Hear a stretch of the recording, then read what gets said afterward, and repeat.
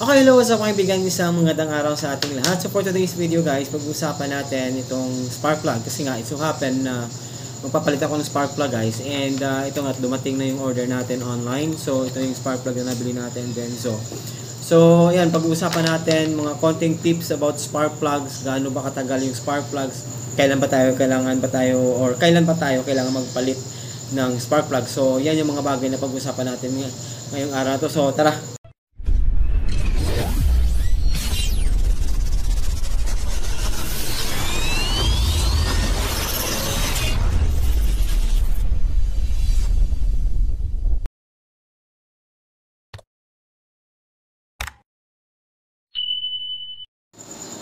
Ayan, okay guys. So, ngayon pag-uusapan natin guys kung ano nga ba yung mga available na spark plug sa market. At ano nga ba yung mga magagandang spark plug na mabibili natin sa market. At ayan, kung makikita nyo, meron akong 5 spark plug dito. Actually, itong 4 na to is ito po yung tinanggal ko. Ito po yung lumang spark plug na tinanggal ko sa aking sasakyan. And ito po yung bagong bili ko na spark plug na Denso. So ngayon pag-uusapan natin guys, anong mga spark plug ba meron sa market tayo ngayon, yung na pwede natin gamitin. So yung mga spark plug guys is merong 4 na klase. Yung spark plug is meron tayong, kumbaga yung pinaka-standard na ginagamit nung una is yung copper na spark plug. And of course, meron tayong nickel, kagaya nito. Ito po yung nabili ko is nickel spark plug. And meron din tayong platinum, kagaya nitong lumang tinanggal ko sa aking sasakyan. Itong spark plug na po ito is platinum po ito. Ayan o, platinum, kung makikita nyo. So, split fire na brand. And of course, meron pa tayong iridium na klase ng spark plug. So, ano ba yung pinagkaiba ng 4 na yun? Okay. So, yung copper, yun yung pinakamura guys. And of course, itong nickel, ito yung pinakamura. And itong platinum, medyo may kamahalan to. And of course, yung pinakamahal sa lahat is yung iridium. So, ano ba yung ibig sabihin nun? So, yung pinagkaiba lang naman dun, guys, yung pinagkaiba lang naman ng copper, ng nickel, ng platinum kagaya nito, and of course, ng iridium, is dito po yan, sa tip, yung sa pinaka-tip na, o yung pinakadulo ng ating spark plug. Ayan. So, yung pinagkaiba dyan guys is yung materials na ginagamit dito. Okay, so, let's say for example, kapag copper na spark plug, of course, yung material na ginagamit dito is copper lang. Of course, pagka nickel, gaya nito, ayan, so, yung materials na yan, kung makikita nyo, yung pinaka-tip na yan, sandali, papakita ko kung makikita nyo, ayan, ito yung pinaka-tip nito, yung dalawang na yan, ito isa, is nickel po yan. Okay? So, yan yung pinagkaiba nila. And of course, kapag ka-platinum, kagaya nito, ayan.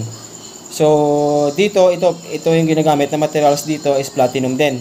So, kapag ka-iridium, of course, iridium din yung materials na ginagamit. Yun yung pinagkaiba nila. And, of course, when it comes sa quality-wise, of course, mas matibay yung platinum when it compares dito sa nickel at sa copper. And of course, mas matibay naman yung iridium compared dito sa platinum. So, yung pinagkaiba lang nila guys is actually yung lifespan na magagamit mo sila. Kasi kapag sinabi natin na copper or kagaya nitong nickel na spark plug, so tumatagal lang to ng at least 30,000 kilometers, kailangan mo na magpalit. Okay? So, kapag platinum naman, yung lifespan nito at least 60,000 kilometers, so kailangan mo na siyang palitan.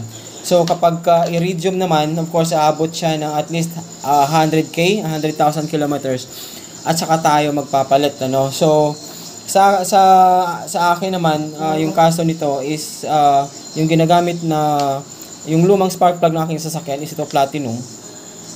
Ayan. So kaya ako nagpalit kasi nung nabili ko itong sasakyan na to, hindi ko alam kung kailan to nilagay, Kailan to nilagay. So, tsaka yung brand kasi na ginamit dito is Split Fire. So, yung Split Fire kasi nawala na sa market. At least 2015, parang wala na sa market yung Split Fire. 2015, wala na po to. So, I decided na magpalit na lang ng spark plug. Okay? So, yan po yung mga pinagkaiba ng ating spark plug. And, ano bang mga palatandaan na kailangan nating magpalit ng spark plug, maliban dun sa, of course, sa lifespan niya. Of course, pag tinignan natin, makikita rin naman natin dito, dito sa pinaka-tip ng spark plug, ano. Diyan makikita natin yung kondisyon ng spark plug mismo, kung kailangan na siya bang palitan, or pwede pa ba siya.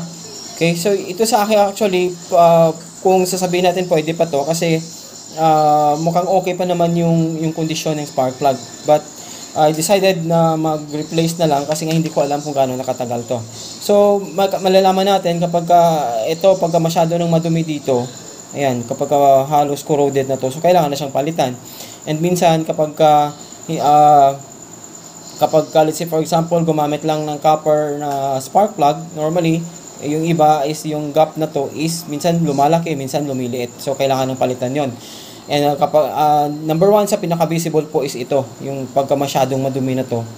Yan. So kailangan na talagang palitan yung ating spark plug. So ano pa yung mga symptoms or yung mga signs na kailangan na tayo magpalit ng spark plug? So actually pwede nating i-test yung spark plug, kasi yung spark plug is meron po siyang tinatawag na resistor doon po sa loob nito. Dito po sa loob dito is meron po itong resistor. So pwede po natin siyang i-check yung spark plug kung buhay pa ba or okay pa ba. Kasi maaari pong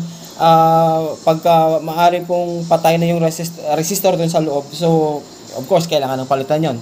Kasi for sure hindi na po 'yun gumagana. So ilan nga ba yung yung resistance nito ng spark plug? Okay, actually yung resistance ng spark plug guys is nakadepende po 'yon sa klase ng spark plug. But normally nagre-range po yung resistance ng spark plug from 4,000 ohms up to 7,000 ohms. Okay, from 4K ohms up to 7K ohms. Okay? So, ito titest natin para makita nyo ng actual kung ilan nga ba yung tag nito, yung resistance ng spark plug. Okay, of course. So, sa pag-test ng spark plug guys is napakasimple lang naman. Lagay natin yung isang test prob dito sa dulo. And of course, yung other test prob natin is dito sa pinaka-tip din, sa pinaka-electrode nitong spark plug dito. Okay? So, meron kasing connection dito from here up to dito sa pinaka-tip niya. So, meron pong resistor sa loob niyan. So, para ma-test natin at malaman natin kung buhay pa ba yung spark plug o hindi. So, dito makikita natin. Ayan. I-test natin. Okay? Ayan. So, kung makikita nyo guys, so, meron siyang 3.9K. Okay? Meron siyang 3.9K ohms. So, ito yung bago na spark plug, ano. So, okay na okay siya. And actually, para ma-test mo din yung kapag nag-compare ka ng mga fake o yung mga counterfeit na spark plug, pwede mo i-test yun kasi yung iba, minsan naglalaro ng 25K.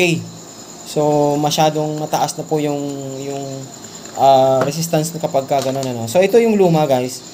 Ito yung luma.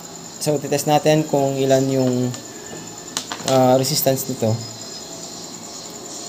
Ayan. So, mayroon siyang 3K.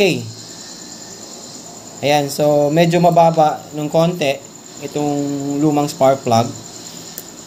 Kasi yung required kasi at least 4K to 7K. So, isa din to sa mga reason kung bakit ako nagpalit ng spark plug. Actually, yung pinaka-function lang naman talaga nung resistor dito sa loob is to reduce the static energy na marirelease kapag nag-spark, na pwedeng pumunta doon sa ating ECM o pwedeng pumunta doon sa ating mga infotainment system.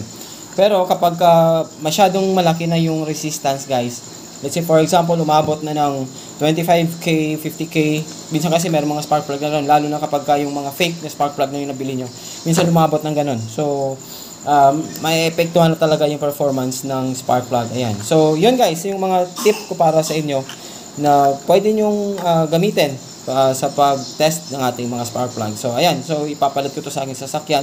So, maraming salamat sa panonood guys, and I hope na may natulong ko sa inyo. So, please don't forget to like, comment, and subscribe sa ating channel para mas maging updated pa kayo sa mga videos na i-upload ko pa. Thank you po.